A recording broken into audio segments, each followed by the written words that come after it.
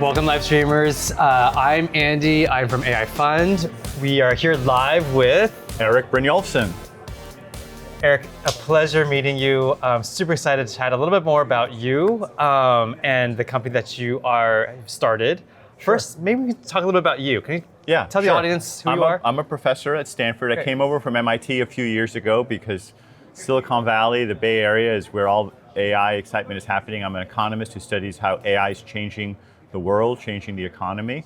And so now I'm at Stanford, where I have the Stanford Digital Economy Lab, part of HAI, the Stanford Institute for Human-Centered AI. And a couple of years ago, we started a company called Workhelix, which is one of the AI Fund portfolio companies. Tell me a little bit about Workhelix at a high level. Sure. Well, my research is about identifying where the opportunities are for AI and how we can address those opportunities and how we can measure them. And so I wrote papers in Science and Nature and elsewhere about this. But people are always asking me, hey, can you come help my company, help my organization use AI more effectively?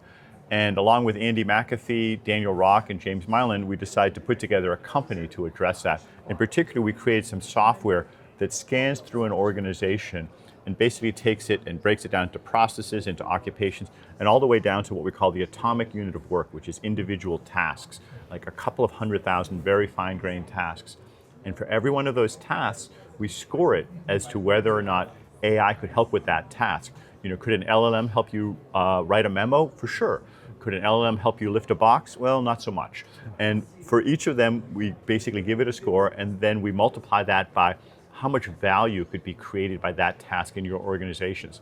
So, you know, coding or call centers, these are places where there's lots of high value benefits. And that way the CTO, the CEO, the CHRO, now they have a roadmap of where the benefits are and they can prioritize. And our ultimate goal of the mission is to create $1 trillion worth of value by shortening that gap between amazing AI capabilities and all these problems that need to be addressed and bring them together. I think maybe one of the big questions you're answering now is, will AI enhance, or how does AI enhance my workforce? And what does that mean for specific jobs within a workforce? Well, I'm so glad you asked that, because I think too many, especially CFOs, but a lot of people, they think of AI as just taking costs out and replacing workers. And it can definitely do that sometimes, but what we find time and time again is that most of the benefits come from enhancing the workforce, allowing them to do new things they couldn't have done better. For instance, with coding, I heard earlier we were talking about some of these coding tools, and they're great to make coders more efficient, but they also let people in the accounting department or the HR department start creating simple applications that they never could have before. And you start being able to solve all sorts of problems and having new people be part of the solution creators, not just taking costs out of the developer side. One of the really cool things about research in particular is insights that are surprising, things that you did not expect.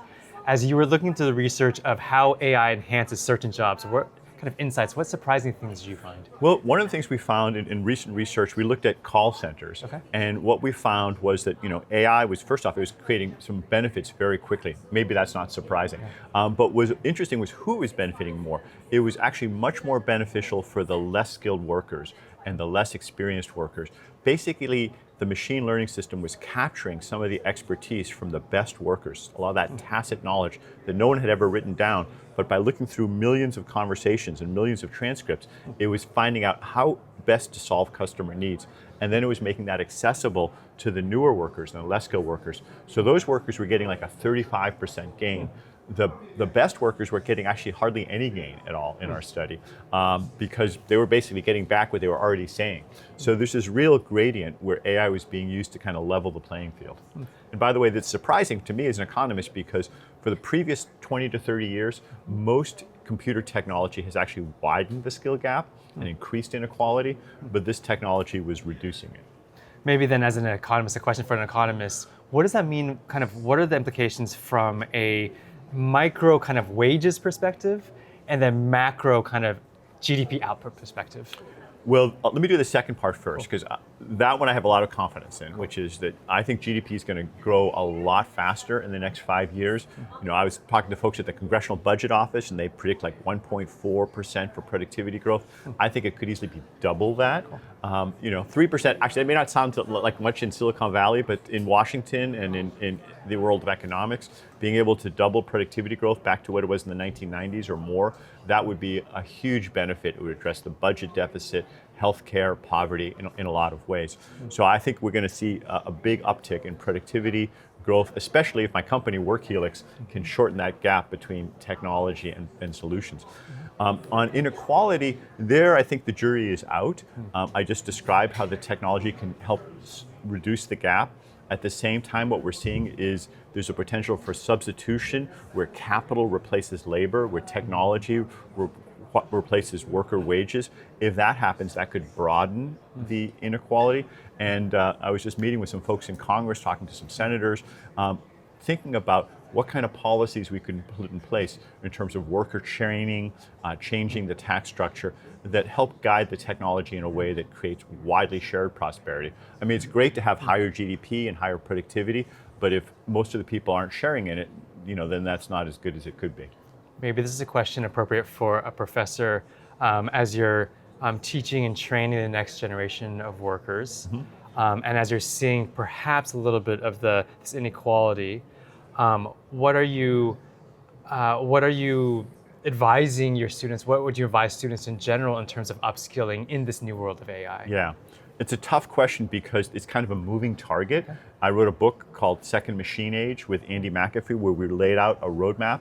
That was some years ago, and I think most of the roadmap still applies, and it says to focus on sort of things that humans have a relative advantage in terms of interpersonal skills, emotional intelligence, long-term planning, creativity, especially like large-scale creativity, not like little details, but big picture things.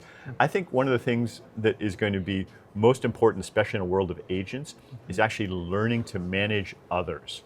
Not just manage other people, but increasingly managing agents. And that means being able to set goals, what are the questions you want to answer, and being able to verify whether people are executing them well. If you think of a task as having 3 parts to it, defining it, executing it, and verifying it, humans are especially good at the first and third, and we need to strengthen that, and those are skills that can be learned. Increasingly, machines are getting good at the middle part, executing, but that's only part of what needs to get done. I see. We've got a bunch of developers here on the live stream, and developers spent their time coding. Any specific advice for developers in this new kind of world of AI, different skills that are going to be required in this new world of AI? Well, like Andrew was saying in his opening talk, I mean, I really think you want to lean in and take advantage of these tools. There are parts of the job that machines are doing better and better, but that only creates up more opportunities for other tasks, to understand what the customer problems are. In fact, that's one of the things where we continue to see the biggest gap is people who not only can code well, but also who can understand the customer problems well and define it well. And humans, I think we still have a comparative advantage in, you could say, asking the right questions. There's this famous quote by Pablo Picasso. He was shown an early computer, and he kind of looked at it for a while and said, it's not that interesting. All it does is give you answers. And he had a kernel of truth in that really the value comes from asking the right questions. And that's something that people can learn to do better. Cool. Your final question for you, taking a step back. You've got a very impressive and storied career as a professor, as a founder of a company. How did you kind of maybe walk us through why you decided to become a professor and then how you decided to start a company? I've always been interested in both those things from very early on. When I was an undergraduate, I started a company with my college roommate, Todd Lufborough, that built expert systems. I don't know how many people listening know what an expert system is, but it was an early kind of AI that was rule-based, where you kind of hand-coded all these if-then rules, hundreds or thousands of them. It didn't scale very well because it's just a lot of work to do that. Machine learning is better because then the machine learns. But back then, we did solve some problems for some banks. Like a lot of kids, I read Isaac Asimov and science fiction, and I just was always excited about artificial intelligence. And when I went to grad school, I tried for a while to do AI and economics and combine the two of them. I couldn't find any professors who really would help me do that, so I had to pick one. I picked economics, but I've always applied the economics to AI. And I've started a number of companies. I love actually seeing my research turn into something that can really help people. It's a very exciting time, and Workhelix is an example of something that builds on my research and is right now, it's just a real joy to see a lot of Fortune 500 companies and middle-sized companies taking advantage of this research to be able to close the gap between technology and productivity. Very cool.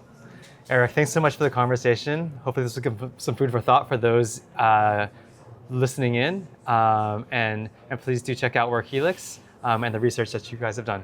Thank you so much. Real pleasure. Thank you.